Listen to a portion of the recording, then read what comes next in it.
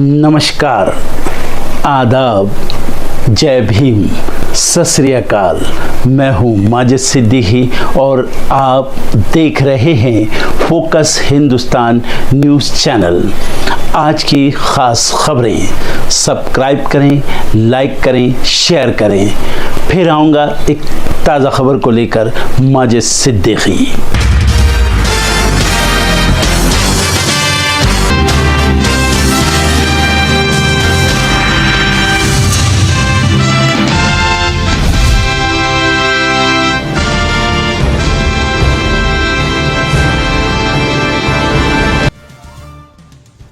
संसद परिसर के बाहर विपक्षी सांसदों का अनूठा प्रदर्शन। विपक्ष ने फिर उठाया अदानी का मुद्दा। अदानी मोदी का मास्क पहने नजर आए विपक्षी सांसद। सुप्रीम कोर्ट से लगा किसानों को झटका, अभी बंद रहेंगे शंभू बॉर्डर। सुप्रीम कोर्ट ने खारिज की इसे खोलने की मांग वाली याचिका। दिल्ली विधानसभा चुनाव को लेकर आम आदमी पार्टी ने जारी की दूसरी लिस्ट। जंगपुरा से मनीष सिसोदिया तो पटपड़गंज से अवध ओझा लड़ेंगे चुनाव। पूर्व मुख्यमंत्री अरविंद केजरीवाल ने बीजेपी पर लगाए गंभीर आरोप। कहा, आपके समर्थकों का वोट कटवा रही है बीजेपी। बीजेपी को पता है जनता आपको वोट देती है। महाराष्ट्र विधानसभा के नए अध्यक्ष चुने गए राहुल नार्वेकर। प्रोटेम स्पीकर ने किया ऐलान। झारखंड विधानसभा में नवनिर्वाचित विधायकों का शपथ ग्रहण आज। जेएमएम की बैठक में रविंद्र महतो चुने गए विधानसभा अध्यक्ष। मणिपुर के 9 जिलों में इंटरनेट सेवा बंद। गृह विभाग की ओर से जारी किया गया आदेश। मणिपुर में नहीं थम रहा है संघर्ष। कांग्रेस नेता सचिन पायलट ने केंद्र सरकार पर बोला हमला। कहा, किसानों के दम पर जो लोग राजनीति करते हैं, सत्ता में आने के बाद उन पर फेंकते हैं आंसू गैस के गोले। संभल जामा मस्जिद केस में चंदौसी कोर्ट में सुनवाई। कोर्ट कमिश्नर ने सर्वे रिपोर्ट पेश करने के लिए मांगा 15 दिन का समय। विपक्ष ने जताई आपत्ति। किसान नेता सरवन सिंह पंडेर ने दिया बड़ा बयान। कहा, हमारे साथ किया जा रहा है देश के दुश्मनों की जैसा व्यवहार। सीरियाई राष्ट्रपति ने रूस में ली शरण। विद्रोही गुटों ने सीरिया की राजधानी दमिश्क पर कर लिया है कब्जा। 27 नवंबर को विद्रोही गुटों और सेना के बीच शुरू हुई थी लड़ाई। अमेरिका ने सीरिया में आईएसआईएस के 75 ठिकानों पर किए हमले। राष्ट्रपति जो बाइडेन बोले, आतंकियों को नहीं उठाने देंगे फायदा। भारत के विदेश सचिव पहुंचे बांग्लादेश। अहम मुद्दों पर होगी चर्चा। अल्पसंख्यकों पर हो रहे हमले के बीच अहम है ये दौरा। रूस यूक्रेन युद्ध को लेकर डोनाल्ड ट्रंप का बड़ा बयान। अमेरिका के नवनिर्वाचित राष्ट्रपति ने युद्ध को बताया पागलपन। कहा, चीन शांति कायम करने में कर सकता है मदद। मार्शल लॉ को लेकर दक्षिण कोरिया में उथल-पुथल जारी। राष्ट्रपति नहीं कर सकेंगे विदेश यात्रा। दक्षिण कोरिया के भ्रष्टाचार जांच प्रमुख ने दिया आदेश। देश में प्रत्यक्ष विदेशी निवेश 1 लाख करोड़ डॉलर के पार। सिंगापुर से आया है सबसे अधिक पैसा। एक रिपोर्ट में किया गया दावा। 2024 में 185 अरबपतियों के साथ भारत दुनिया में तीसरे नंबर पर। भारत की संपत्ति में हुआ 42% का इजाफा। एक रिपोर्ट में किया गया दावा। वेस्टइंडीज ने बांग्लादेश को 5 विकेट से हराया। लगातार 11 मैचों की हार का सिलसिला तोड़ा। रदरफोर्ड ने बनाया अपना पहला शतक। अल्लू अर्जुन के बचाव में उतरे रामगोपाल वर्मा। भगदड़ की घटना पर दिया बयान। कहा, अर्जुन को दोषी ठहराना सरासर गलत।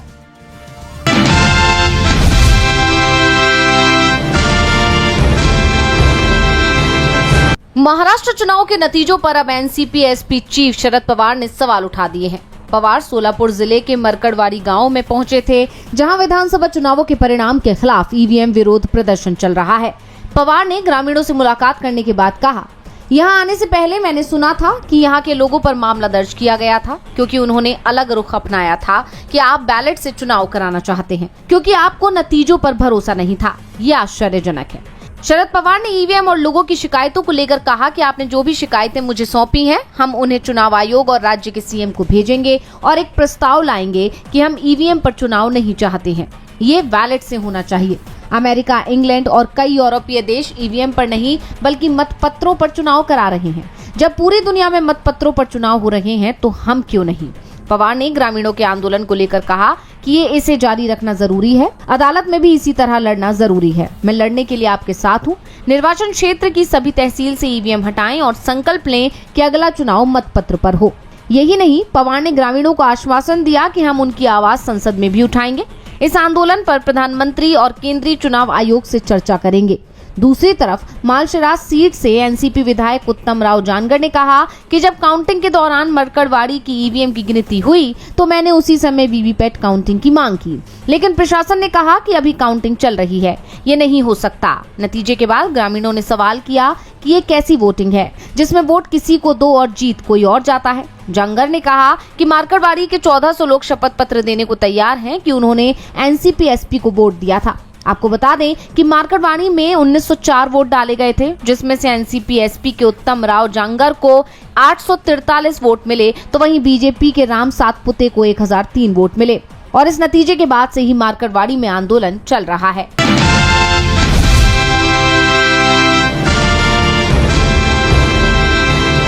आज दिल्ली के 40 स्कूलों में बम होने की धमकी आई है और मीडिया में चल रहा था कि 30,000 करोड़ डॉलर भी मांगे गए हैं। ये सारी खबरें देख के दिल दहल जाता है कि हमारे बच्चे भी सुरक्षित नहीं हैं। पूरी दिल्ली में दहशत का माहौल बना रखा है भारतीय जनता पार्टी ने। Total law and order failure है अमित शाह जी का। दिल्ली में चारों तरफ व्यापारियों से रंगदारी वसूली जा रही है, चारों तरफ बदमाश खुलेआम पिस्टल लहराते हुए फायरिंग करते हुए घूम रहे हैं। रोज घटनाएं हो रही हैं इस तरह की और अब हमारे बच्चे भी सुरक्षित नहीं हैं।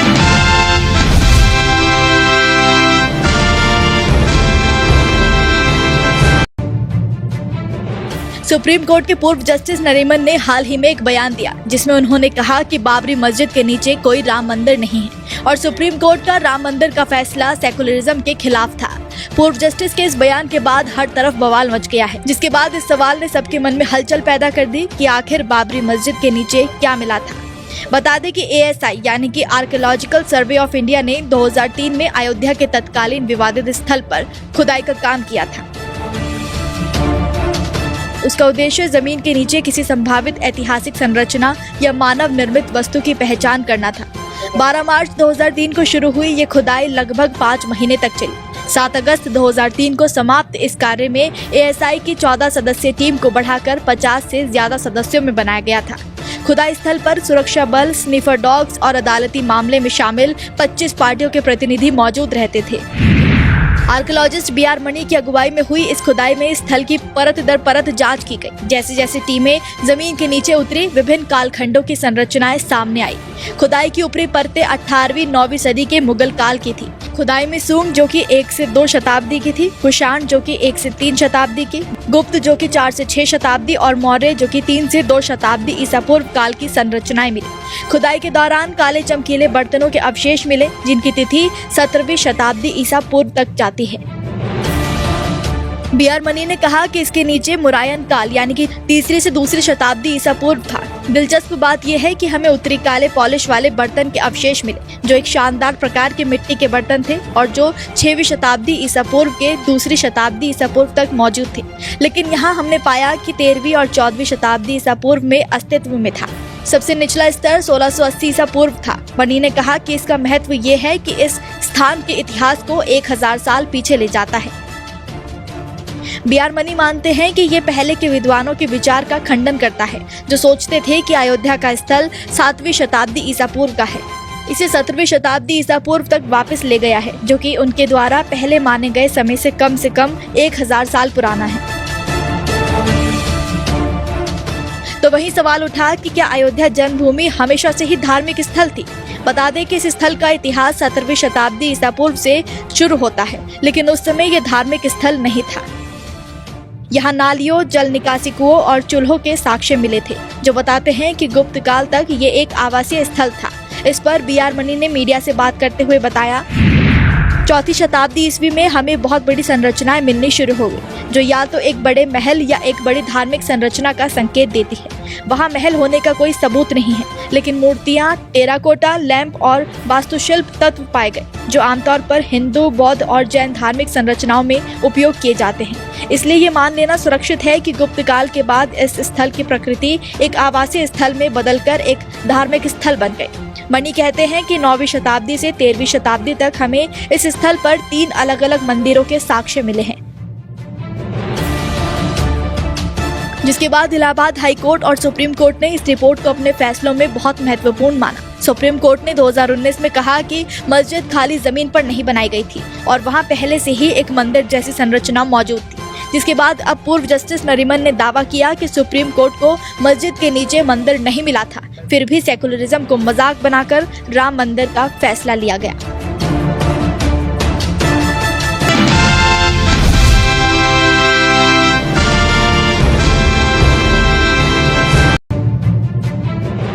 संभल की जामा मस्जिद में हरिहर मंदिर होने का दावा अदालत में पेश किए जाने के बाद मस्जिद में किए गए 2 चरणों की सर्वे रिपोर्ट 29 नवंबर को दाखिल की जानी थी, लेकिन रिपोर्ट तैयार न हो पाने के कारण अदालत ने 10 दिन का समय दिया था।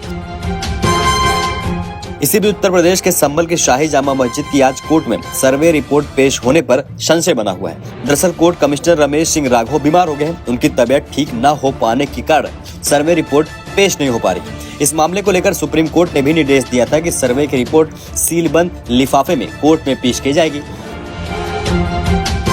सिविल कोर्ट में इस मामले को लेकर हुई पिछली सुनवाई में कोर्ट कमिश्नर ने रिपोर्ट पेश करने के लिए 10 दिन का अतिरिक्त समय मांगा था। तब कोर्ट ने उन्हें 9 दिसंबर को रिपोर्ट पेश करने को आदेश दिया था। संभल शाही जामा मस्जिद सर्वे कार्य में जुटे कोर्ट कमिश्नर रमेश राघव ने कहा है कि निचली अदालत ने हमने रिपोर्ट पूरा करने के लिए 10 दिन का समय मांगा था, ये 10 दिन कल पूरे हो जाएंगे। उन्होंने कहा है कि संभल शाही जामा मस्जिद की सर्वे रिपोर्ट अभी भी अंतिम चरण में है।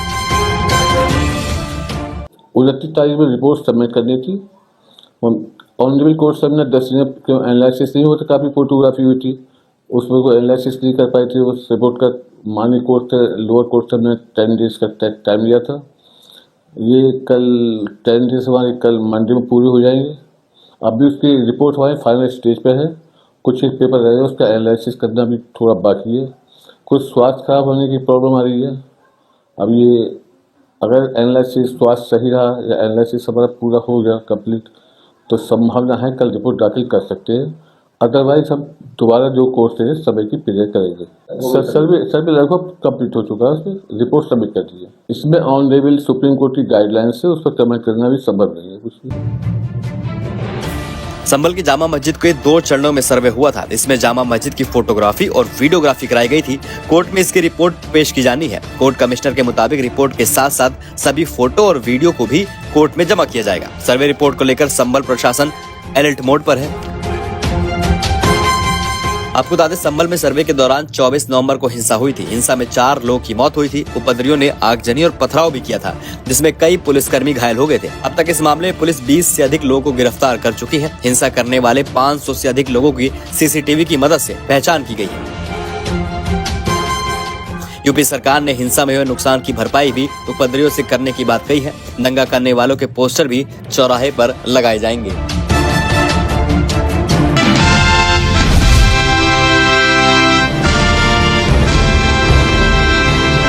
देखिए, हिंदुत्व और हिंदुइज्म में बहुत फर्क है। हिंदुत्व वो नफरत वाली फिलॉसफी है जो सरवारकर यहाँ इंडिया में फैलाते थे इन द 40s। वे ही यूज्ड टू से कि हम यहाँ एक हेजेमनी एस्टैब्लिश करेंगे हिंदूज की, और वो फिलॉसफी ये कहती है कि India is only of the Hindus and for the Hindus. तो हिंदुत्व और हिंदुइज्म में बहुत अंतर है। Hinduism like Islam is a religion that promotes secularism, that promotes love and compassion. So let's not deliberately distort it. और जो मैंने बोला, मैं डंके की चोट पे कहती हूँ कि आजकल जय श्री राम, जिस आप राम राज्य की बात करते थे, वो राम राज्य का नहीं है।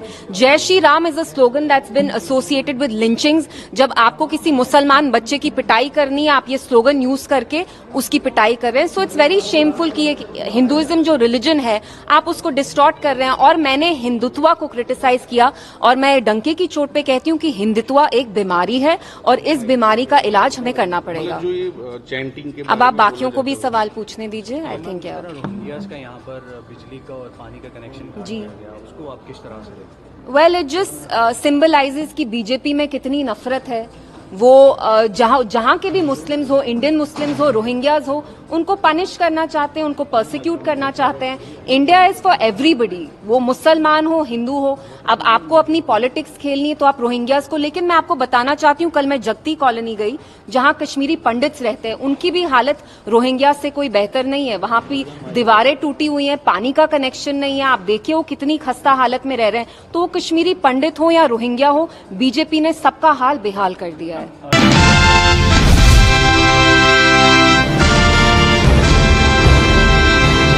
गुजरात की एक कोर्ट ने पूर्व आईपीएस अधिकारी संजीव भट्ट को 1997 के कस्टडी में टॉर्चर करने के मामले में बरी कर दिया है। दरअसल 1994 के आर्म्स बरामदगी मामले के 22 आरोपियों में से एक आरोपी नारन जादव ने 1997 में मजिस्ट्रेट कोर्ट में भट्ट के खिलाफ शिकायत दर्ज की थी। शिकायत में कहा गया था कि उसे पुलिस कस्टडी में संजीव भट्ट और कांस्टेबल ने टाडा और आर्म्स एक्ट के मामले में कबूलनामा करने के लिए शारीरिक और मानसिक तौर पर टॉर्चर किया था। हालांकि इस मामले में बरी होने के बावजूद संजीव भट्ट फिलहाल जेल से बाहर नहीं आ पाएंगे, क्योंकि वो 1990 के एक और मामले में उम्र कैद की सजा काट रहे हैं। बता दें कि भट्ट तब सुर्खियों में आए थे जब उन्होंने 2002 के गुजरात मामले में तत्कालीन सीएम नरेंद्र मोदी की भूमिका का आरोप लगाते हुए सुप्रीम कोर्ट में एक हलफनामा दायर किया था। बाद में एसआईटी ने इन आरोपों को खारिज कर दिया था। बताते चले कि संजीव भट्ट दिसंबर 1999 से सितंबर 2002 तक गांधीनगर में स्टेट इंटेलिजेंस ब्यूरो में डिप्टी कमिश्नर के पद पर थे। जब गोधरा मामला हुआ उस वक्त वो तत्कालीन सीएम नरेंद्र मोदी की सुरक्षा की जिम्मेदारी भी संभाल रहे थे। गोधरा मामले के बाद पूरे गुजरात में व्यापक हिंसा भड़क उठी थी। सितंबर 2002 में राष्ट्रीय अल्पसंख्यक आयोग को मोदी के भाषण की रिकॉर्डिंग देने के आरोप में भट्ट का ट्रांसफर कर दिया गया था।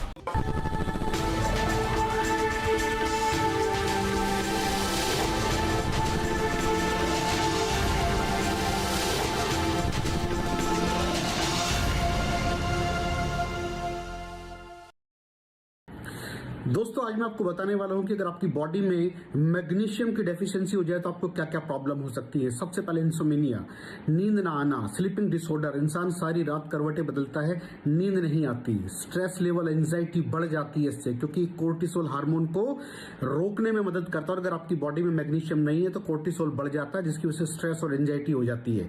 मूड स्विंग्स, इंसान को पता नहीं चलता उसके मूड स्विंग्स होते हैं, थोड़ी थोड़ी देर में गुस्सा आना, थोड़ी थोड़ी देर में चिड़चिड़ापन होना, क्योंकि ये सेरोटोनिन हार्मोन को बढ़ने में मदद करता है। अगर आपकी बॉडी में less magnesium is equal to less serotonin, और सेरोटोनिन हैप्पीनेस का हार्मोन है। अलावा इसके ये फटीग को भी कम करता था। अगर आपकी बॉडी में मिनरल डेफिशिएट है, अगर आपकी बॉडी में मैग्नीशियम नहीं है तो आपको थकावट बहुत जल्दी फील होगी, जरा सा काम करती है आपकी बॉडी थक जाएगी। पुअर डाइजेस्टिव सिस्टम, ये डाइजेस्टिव सिस्टम को भी मैनेज करने में बड़ा शानदार रोल प्ले करता है। और अगर इसकी डेफिशिएंसी है तो कॉन्स्टिपेशन, डायरिया जैसी प्रॉब्लम हो जाती है। माइग्रेन, बहुत खतरनाक प्रॉब्लम है माइग्रेन। अगर डेफिशिएट है आपकी बॉडी मैग्नीशियम से तो आपको माइग्रेन की प्रॉब्लम भी हो सकती है। ब्लड प्रेशर, अगर आपकी बॉडी में मैग्नीशियम कम है तो आपको ब्लड प्रेशर की प्रॉब्लम हो सकती है। इरेगुलर हार्ट बीट, ये हार्ट बीट का बढ़ जाना, कम हो जाना, बढ़ जाना, कम हो जाना, मैग्नीशियम डेफिशिएट होने की निशानी है। ऑस्टियोपोरोसिस, बोन हेल्थ वीक हो जाती है, क्योंकि आपकी बॉडी का 60% जो मैग्नीशियम है वो आपकी बोन्स के अंदर होता है। अगर आप बाहर से मैग्नीशियम नहीं ले रहे हैं तो आपकी बॉडी जो है वो हड्डियों में से लेना शुरू कर देती है, जिसकी वजह से ऑस्टियोपोरोसिस की प्रॉब्लम भी हो सकती है, आपकी हड्डियां कमजोर हो जाती हैं। और मसल क्रैम्पिंग, मसल क्रैम्प, नस पे नस का चढ़ जाना, मसल्स पे अकड़ जाना, बिल्कुल चलना मुश्किल हो जाता है। तो मसल क्रैम्पिंग भी तभी होती है जब आपकी बॉडी में मैग्नीशियम की डेफिशिएंसी हो। और दोस्त, हमारे यहाँ 90% से ज्यादा लोग मैग्नीशियम डेफिशिएंसी के शिकार हैं। कहां से मिलेगा मैग्नीशियम, कितनी मात्रा में लें, किस क्वालिटी का लें? तो उसका जवाब है वेस्टीज प्राइम CMD। इसके अंदर आपको भरपूर मात्रा में मैग्नीशियम मिलेगा, आपकी सारी प्रॉब्लम सॉल्व हो जाएगी। Thank you so much. दर्शकों, देख लिया आपने हमारे वीडियो को। हमें खुशी होगी कि आपने हमारे न्यूज़ को लाइक किया और दूसरों को शेयर किया। अगर अभी तक हमारे चैनल फोकस हिंदुस्तान को सब्सक्राइब नहीं किया है तो तुरंत सब्सक्राइब करें, कमेंट करें और बेल आइकॉन को प्रेस करें। हम हाजिर हैं खबर के लिए।